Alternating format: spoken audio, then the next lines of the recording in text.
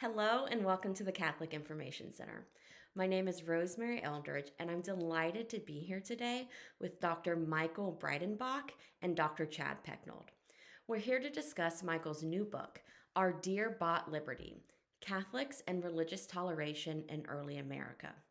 Now, before we begin the lecture, I'd like to take a brief moment to encourage you to follow the CIC on social media and to sign up for our e-newsletter. This is hands down the best way to stay up to date on all the intellectual and spiritual programming that the CIC has to offer. And with that, I give the screen to our friend, Dr. Chad Pecknold. Thanks so much, Rosemary. It's great to be here. I actually have been associated with the CIC for a long time now as a teaching fellow of the Leonine Fellows. And so when I was asked to help with this discussion of Michael Breidenbach's book, I was happy to do it, even though I am on vacation. So I come to you in the relaxed measure of a polo shirt instead of my usual sharpness. So, but it's an important book, and I wanted to participate in this discussion of it. Dr. Michael Breidenbach has been a friend for a number of years. He did his PhD in history at King's College at the University of Cambridge, where I also did my PhD. And so we have a Cantabrigian bond. He is associate professor and chair of history at Ave Maria University, one of our great Catholic universities in this country. His research interests concern the history of political, legal, and religious thought, especially in early America and the Atlantic world. He has particular interests in religious liberty, church and state, the relationship between religion and politics. He's the co-editor of the Cambridge Companion to the First Amendment and Religious Liberty, published last year by Cambridge University Press. And just recently, he's published with Harvard University Press, Our Dear Bought Liberty: Catholics and Religious Toleration in Early America. I was privileged to be a part of a group who workshopped it as a manuscript before it became the book you have before you. It is a fascinating history. As will be no surprise, Catholics have a history of either taking over things or being taken over. We're usually at the center of things, even if that means being martyred. So it's almost unsurprising that the history that Professor Michael Breidenbach has shown us is giving us the centrality of Catholics in the American founding, and both in the 17th and 18th centuries. The Catholics played a central role, and especially a central role in forging a new doctrine of religious liberty in a new land. One of the grand genealogical critiques of America, which is often made today, concerns the founders' debts to Enlightenment liberalism. John Locke, in particular. John Locke, because he famously excluded atheists and Catholics from his mere Christianity policy of religious toleration. That story of a kind of Lockean deposit in the American founding is a useful story insofar as it explains an undeniable strand of anti-Catholicism in our country. It explains why Catholics were always held suspect as potentially disloyal, or as Locke had it, loyal to a foreign potentate, namely the Pope in Rome. But it doesn't capture everything. And so Professor Breidenbach tells a different story. A different story that doesn't dismiss Locke's influence, but argues that America's view of religious liberty, inscribed in the First Amendment, was not a Lockean achievement, but a Catholic one. Or rather, it was Catholics who were achieving their own liberty in helping to shape the First Amendment. In this way, Breidenbach tells a story of America's unexpected debt to Catholics, who were forging a doctrine of religious liberty drawn not from Locke, but from their own conciliarist tradition, which goes all the way back to the 13th century Dominican philosopher John of Paris. It's out of that deposit that Professor Breidenbach argues. Rather, it's out of that deposit, and not the Lockean one, where we draw our first freedom from as Americans. So, as Breidenbach tells the story, Catholics responded to charges of disloyalty by denying papal infallibility and the Pope's authority to intervene in civil affairs. Rome staunchly rejected such dissent, but reform-minded Catholics justified their stance by looking to conciliarism, by this intellectual tradition which goes all the way back to John of Paris, which was compatible and not in conflict with a Republican view of temporal independence and church-state separation. This is important historical scholarship that Professor Breidenbach has given us.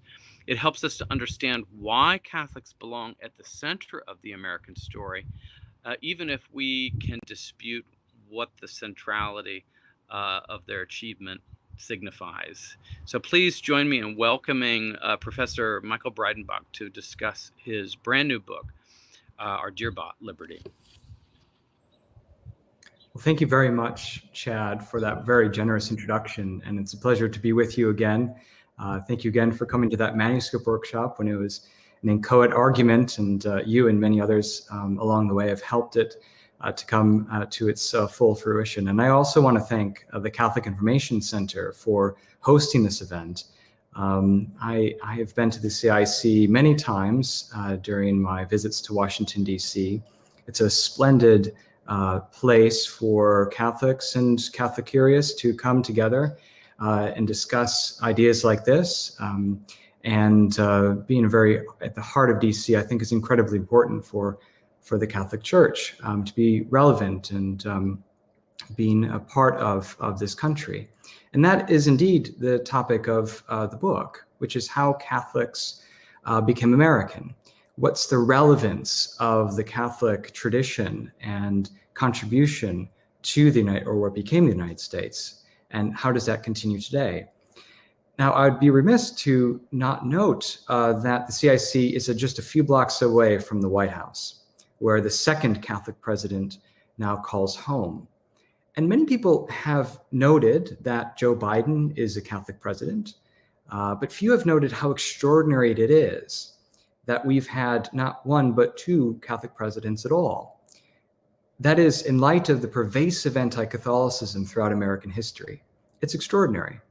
I mean, not to mention the fact that we have a Catholic majority Supreme Court at the moment. The last three speakers of the House have been Catholic. There are many Catholics in halls of power throughout the United States. And you might expect that President Biden's Catholicism to be questioned, as it was with John F. Kennedy when he was presidential candidate, and before that, Governor Al Smith of New York. But not very much criticism has been levied, I think, by Protestants on President Biden's Catholicism, or that he's Catholic, as we might expect, given the 4 centuries of anti-Catholicism.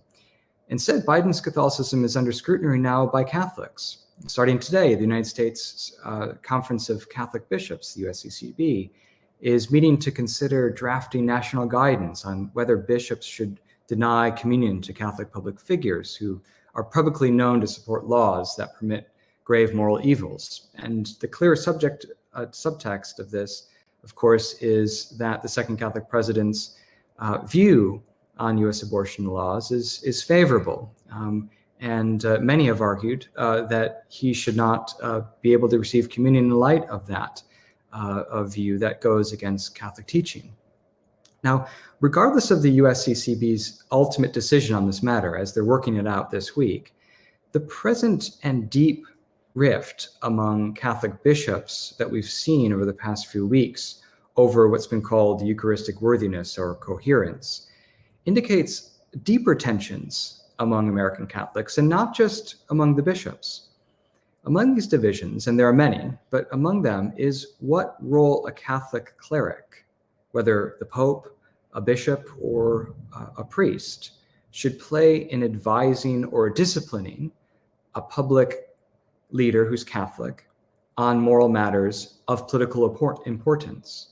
So at the core of this issue, I think, is this drama that we've seen play out since at least the Middle Ages, which is, what is the proper relationship between church and state? An issue that has animated much of the history of American Catholicism, but also American history generally.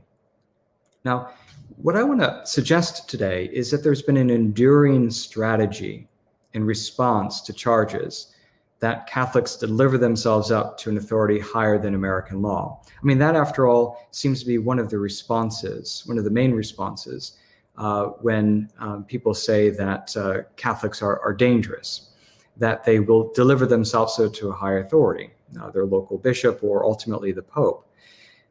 Take, for instance, the first Catholic presidential candidate, John F. Kennedy.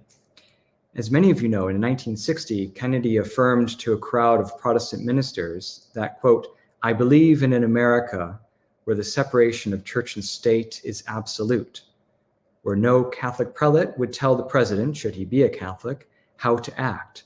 I do not speak for the church on public matters, and the church does not speak for me."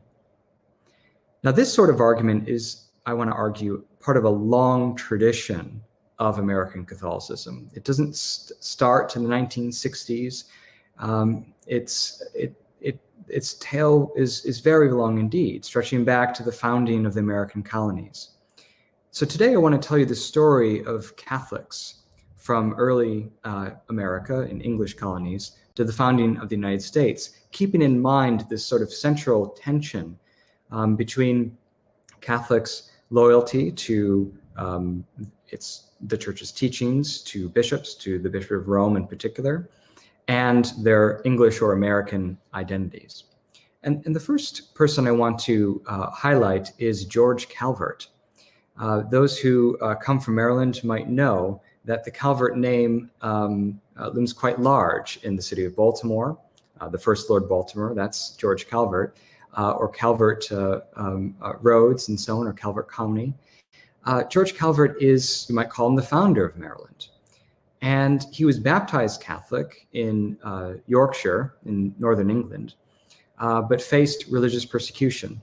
He was forced to conform to the Church of England at a very young age, and that allowed him to enter the halls of English society, halls of power, in fact. He was able to go to Trinity College, Oxford, for instance. And after a clerkship, he became a member of Parliament and eventually the first Secretary of State to King James I. This is an extraordinary position. This is one of the highest positions in the English state at the time. But at the very height of his career, he reverts to his childhood Catholicism and was forced to resign his post in the Privy Council. And that's simply because at this time, this is in the 1630s, it was not possible to be a public office holder and a public Catholic. This, of course, is a time of great anti-Catholic law, political culture, and religion. So after his resignation, he turns to what had simply before been a side interest, which is colonizing the English domains in North America. His first colony was what he called Avalon, which is in modern-day Newfoundland. And it was very hard going. More than half of the settlers died in the first winter. But the point of this colony, as he saw it, was, in the first instance, to promote the king's dominions. He was a strong royalist. He wanted to remain loyal to the king, who had granted him this land, and who had not persecuted him for becoming Catholic publicly, although he could have under the law. And so he wanted to, as it were, extend the king's dominions. It was an economic interest as well. And part of the rationale was to extend Christianity to the New World, to evangelize to the Native Americans, and so on. But of course, one of the most intriguing parts of George Calvert's colonial project was that he wanted a Christian ecumenical kind of colony, one where Protestants and Catholics could live side by side openly, without discord, and with toleration. And so one of the examples of this radical kind of toleration was that George Calvert allowed Protestants to worship in his own house. News got back to Europe about this, and the papal nuncio in Brussels was furious. This was not according to church discipline. This was as it were, breaking bread with heretics as they saw them. And so this was the kind of extent to which George Calvert wanted to bring together Christians in this kind of colonial experiment, away from the rigors of penal laws in England. Now, George Calvert, because Avalon was such an economic disaster, he wanted to set up a new colony further south, and that was Maryland. Unfortunately, George Calvert died just a few days before the final seal was set on the Maryland Charter, which then was bequeathed to his son, Cecil Calvert, the second Lord Baltimore. And here we have the most important early American Catholic colonist. Cecil Calvert was, like his father, a Protestant in the beginning, and was thereby allowed to go to Trinity College, Oxford, and practice law and so on. But most of his efforts went to Maryland. And one of the important tasks of a new colonist is settlers, how to get more settlers. And there's a particular problem for Cecil Calvert, which is that if he wanted Catholics to join this colonial project, he had to answer what had become the kind of litmus test for determining who's a good Catholic and who's a bad Catholic. And that's the oath of allegiance. So let me just talk a little bit about this oath, because it's incredibly important to understand the dynamics of what Catholics faced in the English dominions. The Oath of Allegiance was enacted by King James I in 1606, right after Guy Fawkes and his co-conspirators tried to assassinate the king and members of parliament. Guy Fawkes was a Catholic, and it seemed to encapsulate and crystallize all that was wrong with Catholics, right? Catholics are dangerous devils, right, who are trying to subvert the state, right? And in light of this act of premeditated treason, the Oath of Allegiance was issued. Now, in some ways, the oath was a simple oath of allegiance to the king, right? It pledged that you would be faithful and allegiant to the king and his heirs and successors. But there were other clauses that made this particularly problematic for Catholics to sign, and they concerned papal authority. Effectively, the Oath of Allegiance said you cannot believe and enact any kind of belief based on the fact that the Pope has the power to intervene in the affairs of England. In the most extreme cases, authorizing the excommunication, the deposition, or indeed even the murder of royalty. That was the strong fear of the king after Guy Fawkes' assassination attempt, but it was also the pervasive Protestant culture, right, that saw Catholics as traitors in waiting, right? Those who deliver themselves up to a higher authority, even higher than the king himself. And so Catholics were required to, if they were found and issued this, required to swear this oath, swear against certain papal authorities. Now, the problem was that the Pope at the time said that any Catholic who swore this oath would be automatically excommunicated from the Catholic Church.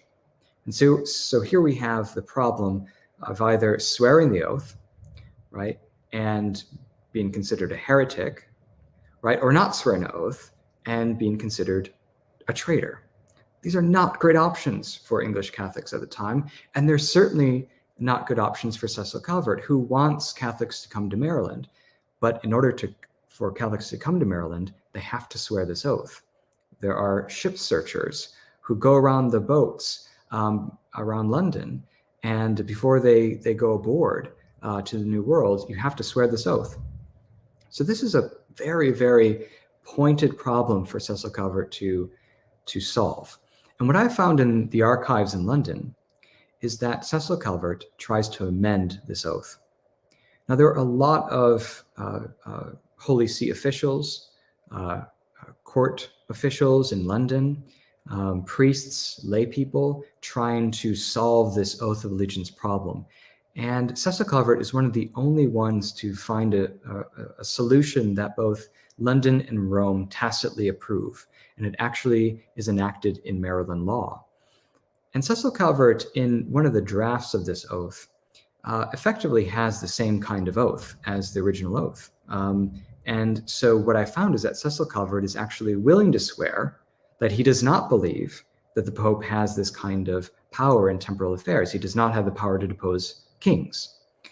But of course, that would not pass Rome. And so what Cecil Calvert does in his legal training cleverly simply excises these clauses, leaves it in a state of kind of ambiguity of whether Catholics believe this or not.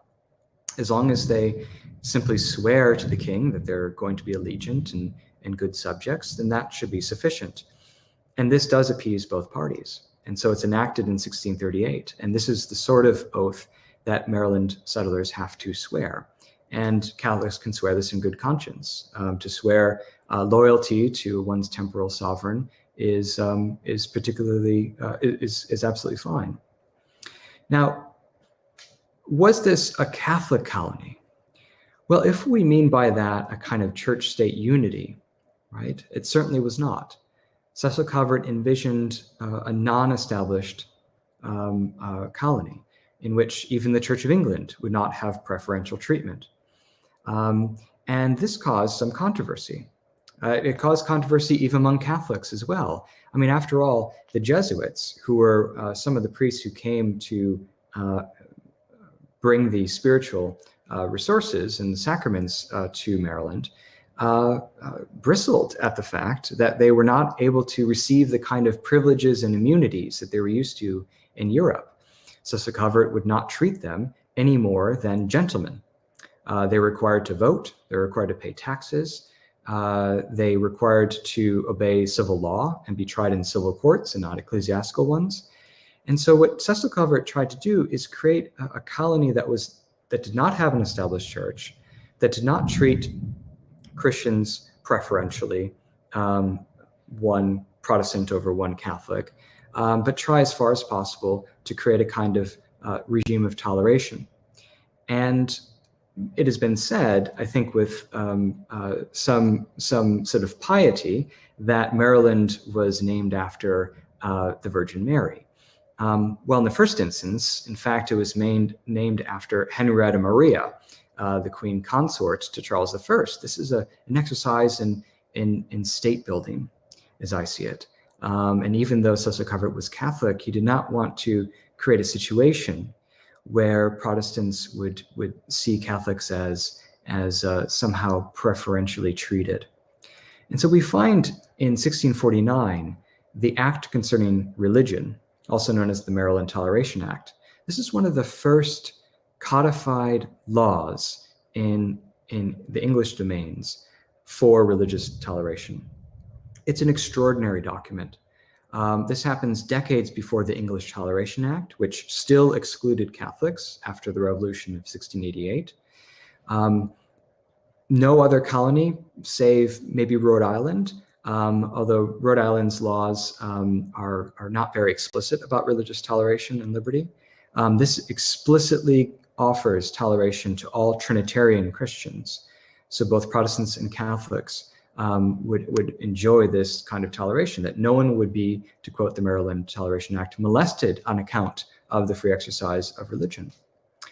Now, what's curious about this document, though, is that it specifies that everyone has to pledge allegiance to not just the king, right, but also Cecil Calvert himself.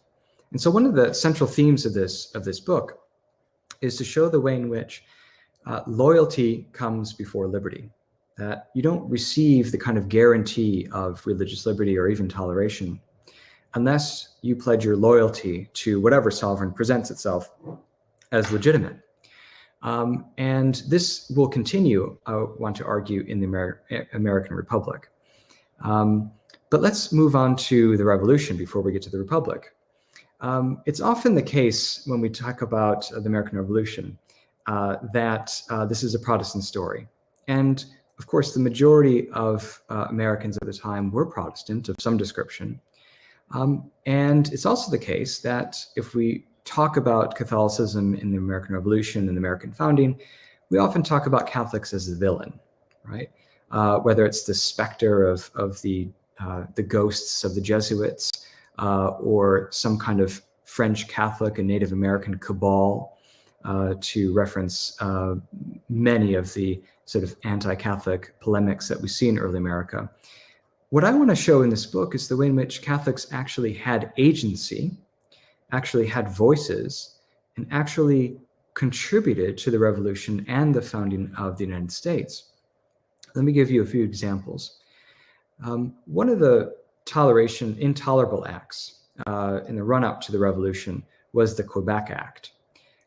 Protestants up and down the Eastern Seaboard were exercised about this so-called intolerable act. And the Quebec Act essentially, among many other things, gave the guarantee of religious toleration to Catholics in Canada. Now, many Protestants saw this not just as kind of an extension of religious toleration of Catholics, but an establishment of the Roman Catholic Church in Canada, which I think is much exaggerated. But that's how they viewed it, in this kind of stylized and exaggerated polemical style. Even the Continental Congress talks about Catholicism as a religion of bloodshed. Catholics, though, were part of the enterprise to try to bring in Canadian Catholics into the revolutionary fold. And some of these Catholics include Charles Carroll of Carrollton.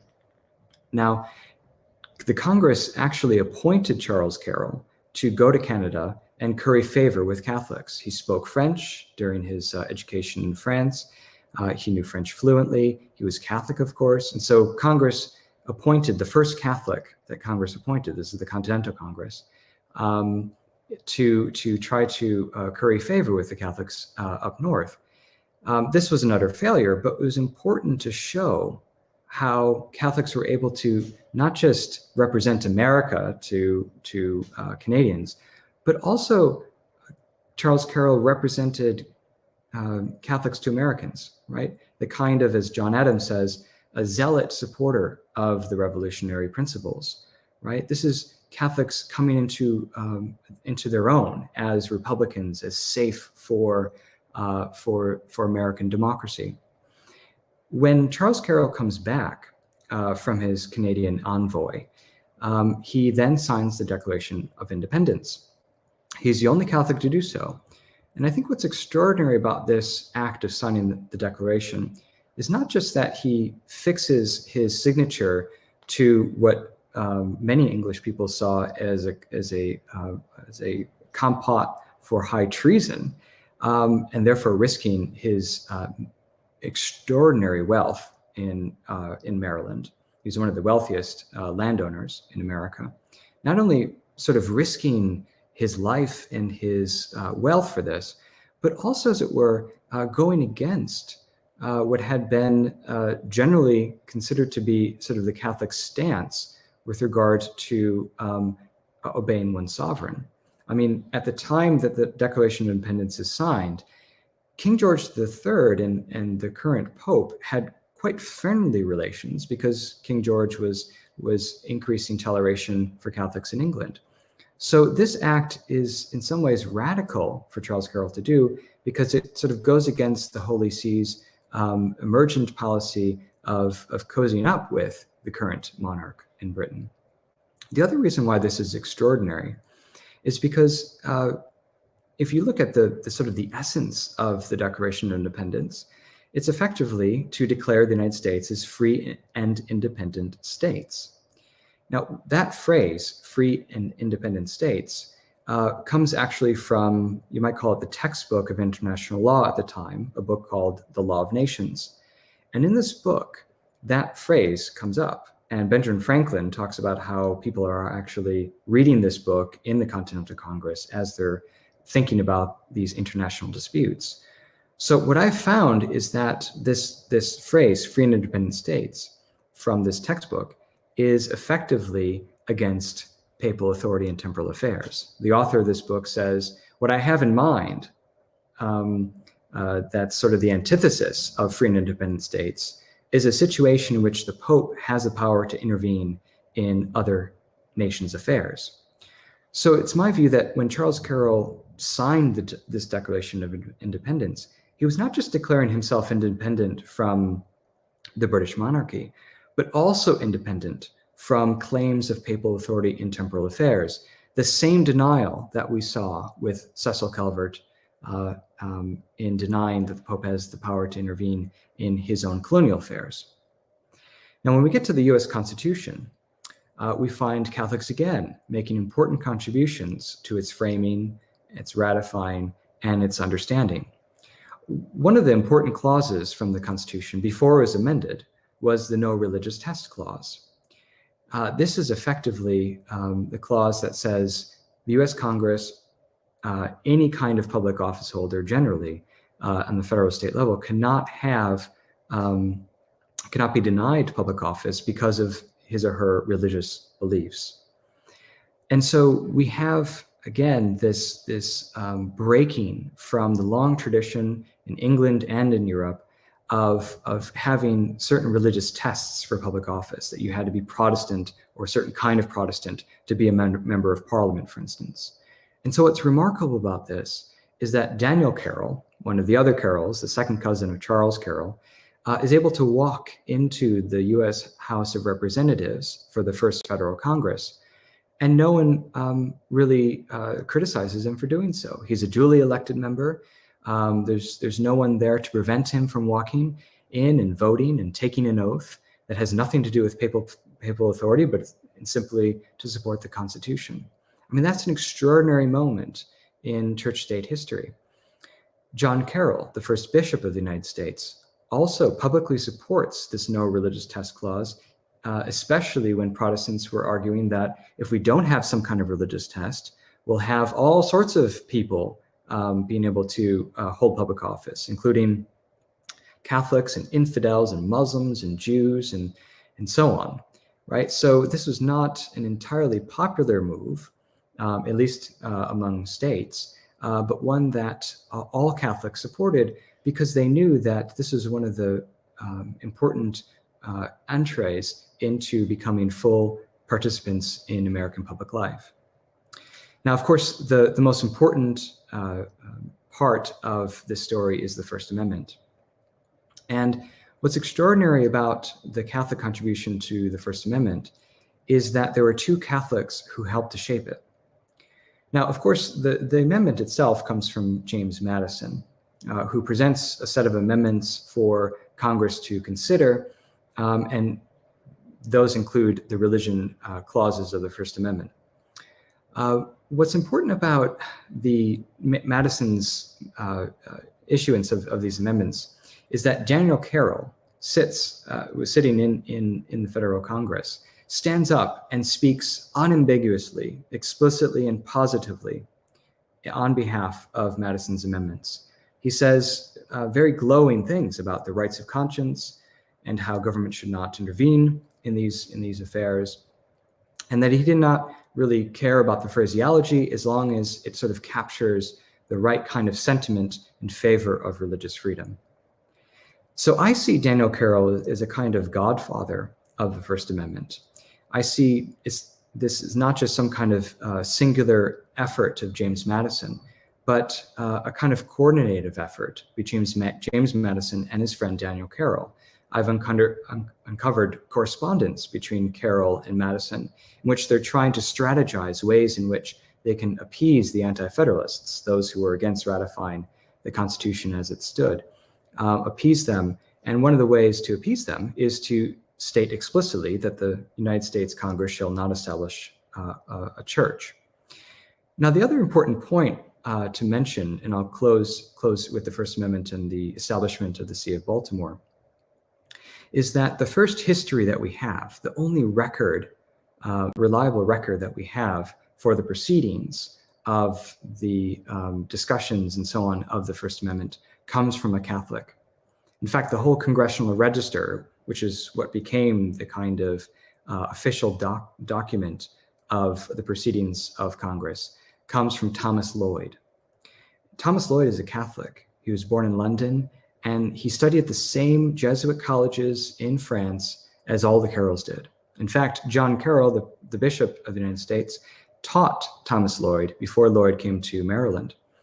And so what I found is Lloyd actually elevates Daniel Carroll's response in Congress in favor of the First Amendment to a kind of status of oratory, rather than simply showing that he was in agreement with the First Amendment. He actually shows him sort of highlights his speech, as opposed to all the others who spoke with some amendments to what James Madison wanted. So Catholics actually wrote the first history of the First Amendment in the Congressional Register by the Catholic Thomas Lloyd. Now let me end with the establishment of the first diocese. John Carroll was the first bishop, and here again we have someone who is trying to come to terms with, right, a Catholic diocese in a non-Catholic country. This is one of the first times this has happened in the history of the Catholic Church, where since the Protestant Reformation at least. And he actually is elected not by, or appointed not by the Pope, but elected by his fellow clergy. And he insists on this because he does not want to make it look like the Pope has the kind of direct power in the affairs in the United States. So in correspondences and in public pamphlets, John Carroll consistently disagrees with the Protestant characterization of Catholics as believing in papal infallibility and thinking that the Pope can intervene in American affairs. At every step, the Carrolls and the Calverts show the ways in which Catholics should have full religious liberty, because they do not believe these two points about papal authority. And you can see this in the architecture of what we're now celebrating is the 200th anniversary of the Baltimore Cathedral. This is a thoroughly neo-Roman looking structure.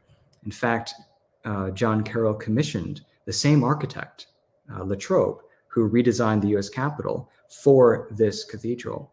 I think that's a fitting monument for the kind of Catholicism that the Calverts and the Carrolls wanted to project to their non-Catholic counterparts.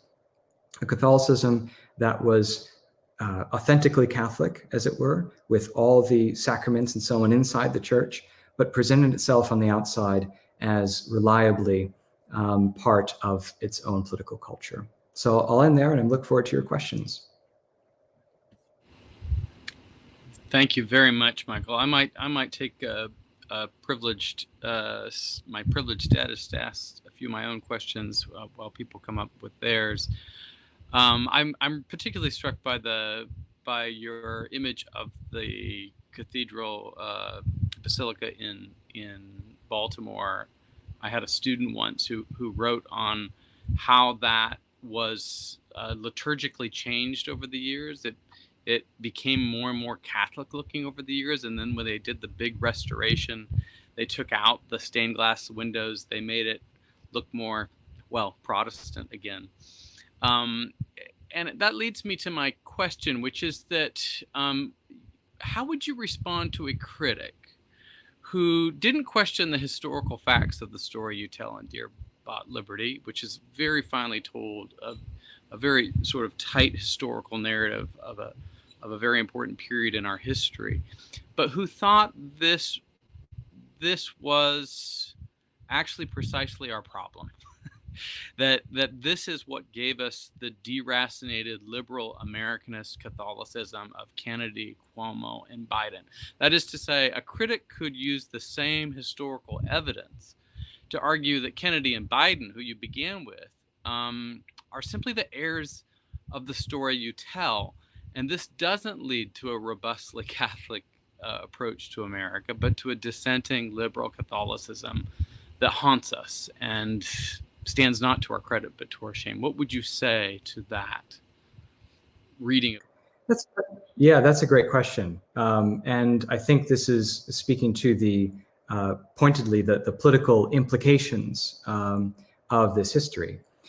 The book itself argues that Catholics became American by declaring independence from the Pope in these two matters, right? Papal infallibility and the papal authority to intervene in the temporal affairs of nations. If you deny those two things, then you empty the set of reasons for non-Catholics to not tolerate you, right? I mean, if you look at John Locke's letter concerning toleration as just a paradigmatic example and not the only, this is what he's concerned about, that Catholics deliver themselves up to a foreign arbitrary prince who enacts what he calls sort of a mental slavery, right? And so this is the kind of strategy that early American Catholics had. And I don't think it's just some matter of pragmatism or some kind of sly strategy to find their way into power, political power, religious power. I think this is something that they authentically believed, as far as I can tell. And they had certainly lots of ecclesiological, theological, metaphysical discussions and books to rely on, stemming from, as you mentioned, Chad, right, the Middle Ages and the conciliarist movement of the Middle Ages, starting with John of Paris. Now, with regard to those who see this story as exactly the problem, I think you can see it either way, whatever your preconceptions are, right? That is to say, you can see this as saying, yes, this is exactly the sort of strategy that we need to have, right? Or you can see that as a part of, or you might say the core problem, right?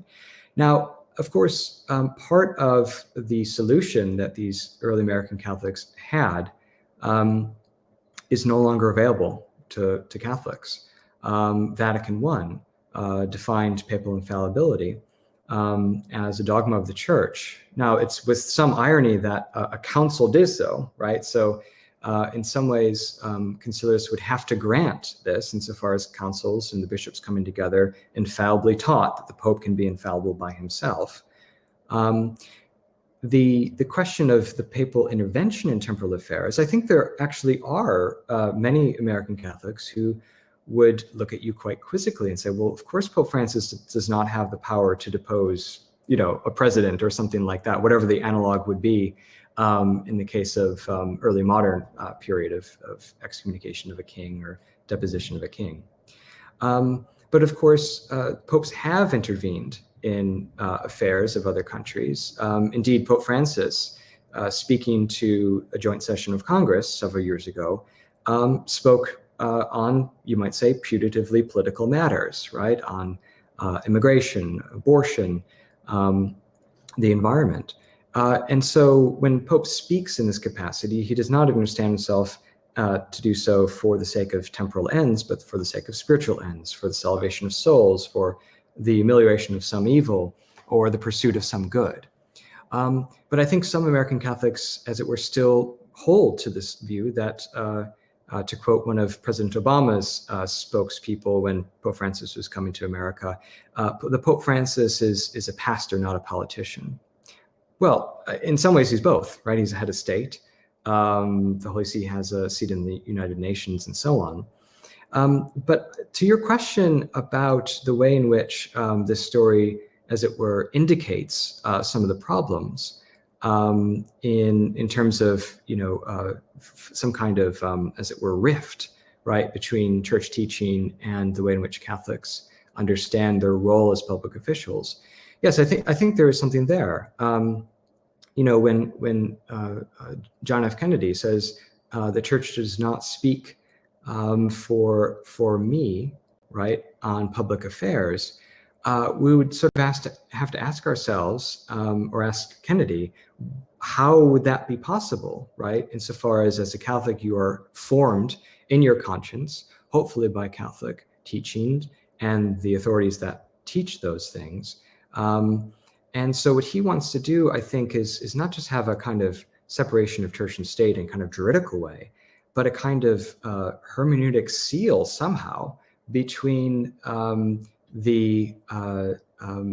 his conscience, right, and whatever the church says. And I think that is a puzzle. In some ways it might work rhetorically, but I think substantively I see it wanting.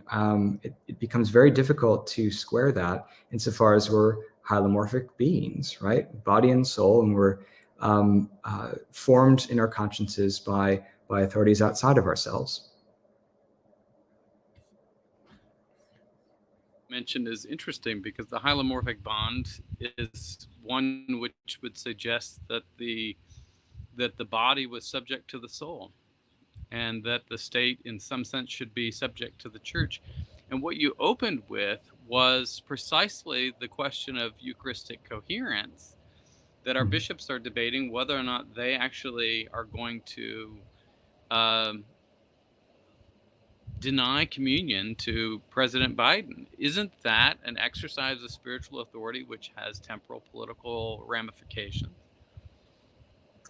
Yes, I think however the bishops decide in this matter, whether it becomes a national policy or as it is now up to local ordinary bishop to decide these matters, I think this would be an exercise in the first instance of the bishop's spiritual authority. And this goes into the kind of metaphysical picture, you might say, that tries to explain this whole problem, right, of ecclesiastical authority intervening in the affairs of temporal affairs or civil affairs.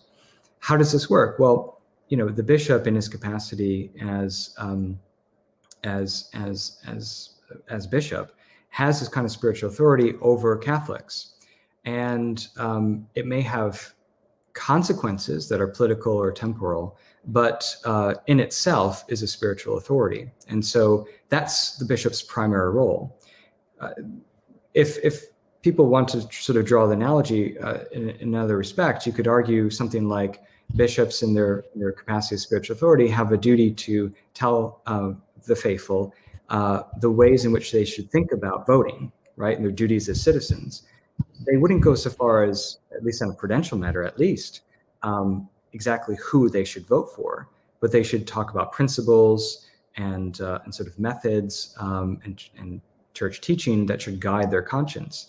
Now, one could argue maybe that that issuing of that kind of document sort of tips the scales one way or the other in terms of candidates or parties, but that seems to be a reasonable exercise of one's spiritual authority, and perhaps they should do more, right, insofar as politics at some level is under the aspect of moral philosophy, which is under the aspect of philosophy and theology. And so if you own that kind of metaphysical picture, then the idea that you can sort of cordon off, right, questions of politics from questions of religion is a kind of nonsense, right? If you have that kind of picture.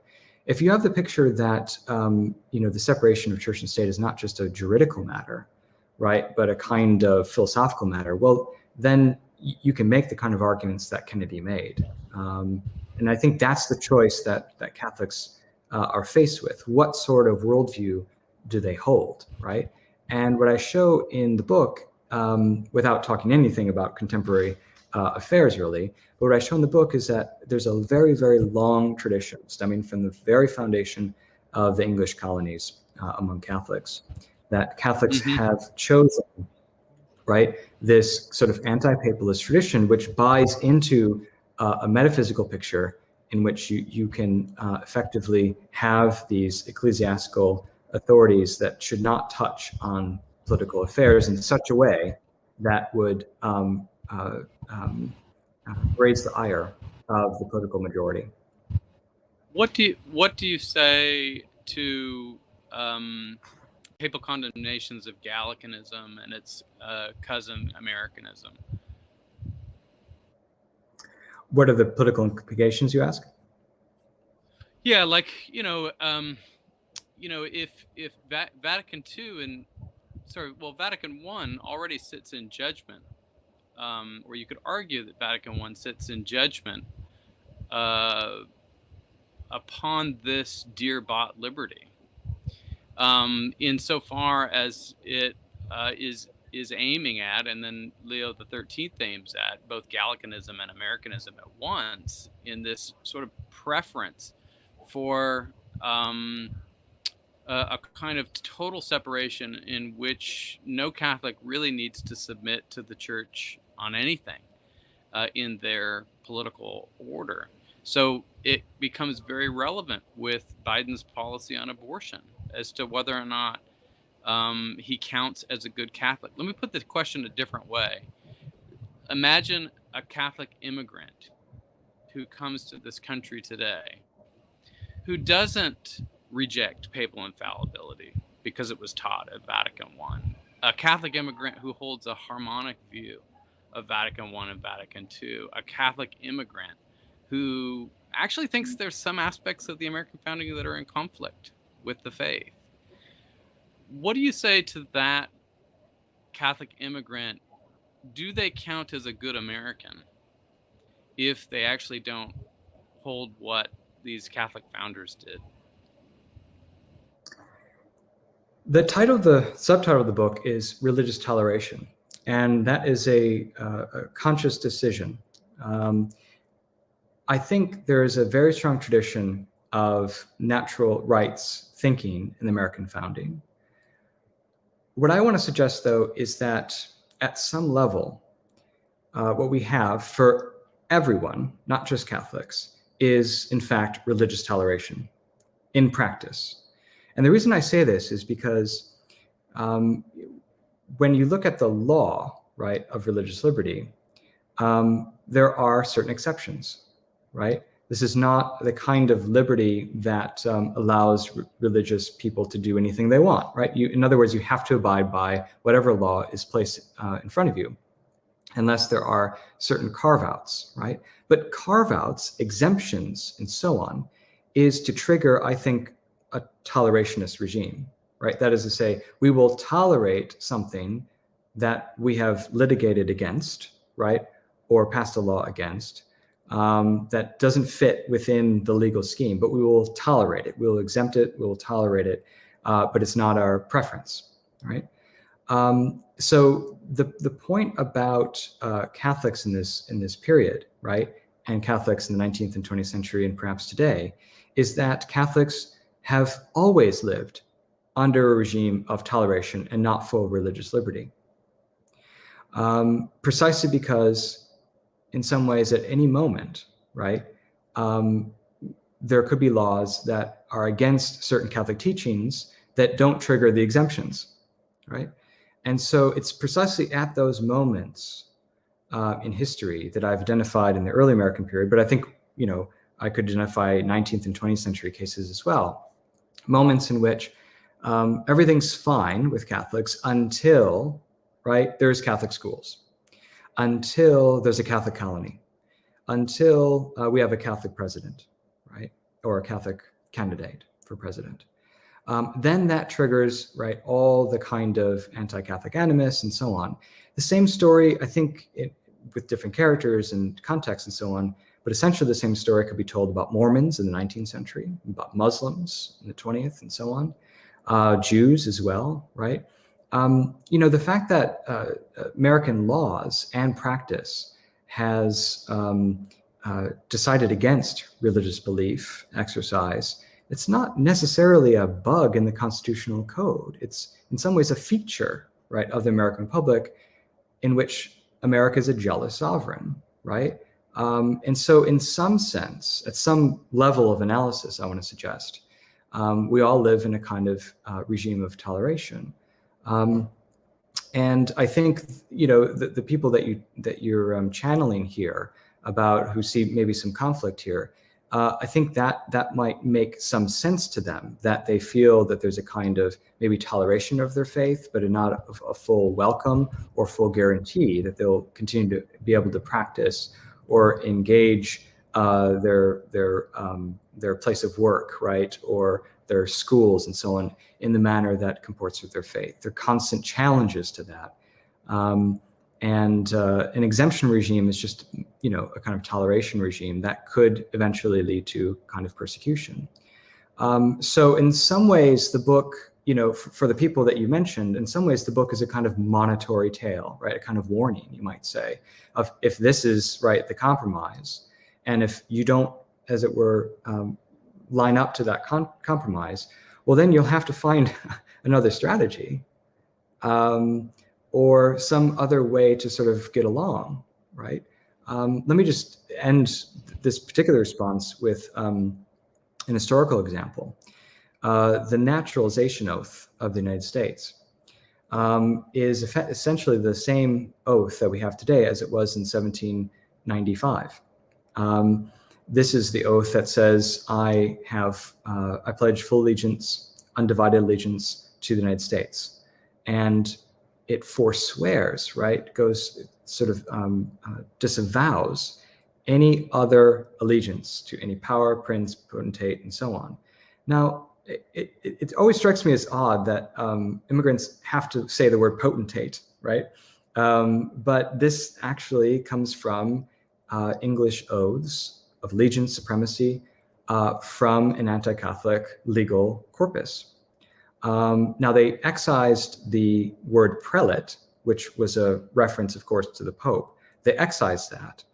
But in the congressional debate on what the oath text should be, Samuel Dexter of Massachusetts goes into some length about how Catholicism is not compatible with our Republican regime.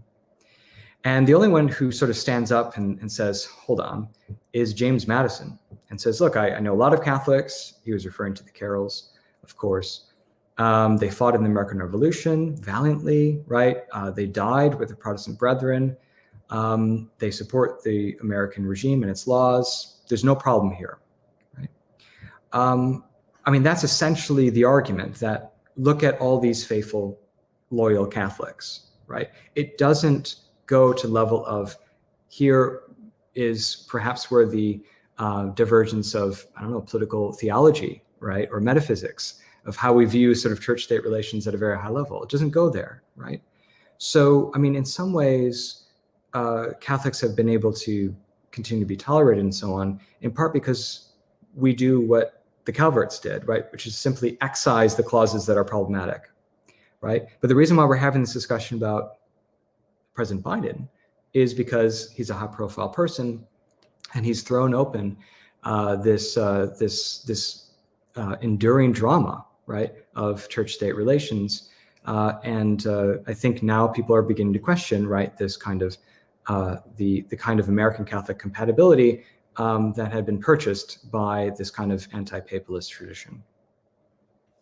It's so good, and it reminds me that of a kind of, well, that ambiguity that you pointed to in the revision of the Oath of Allegiance, a Catholicism that leaves allegiance to the Pope ambiguous, is actually inscribed in the very title of your book, Dear Bought Liberty. There's a kind of ambiguity as to how you see that phrase, Dear Bought Liberty. It's either a dear bought liberty and that it is really delivering you something, or the price is too high. The price is too high. And I think these are two ways of reading the very fine history that you've presented to us, and we're all indebted to. So thank you very much, Professor Breidenbach. Thank you.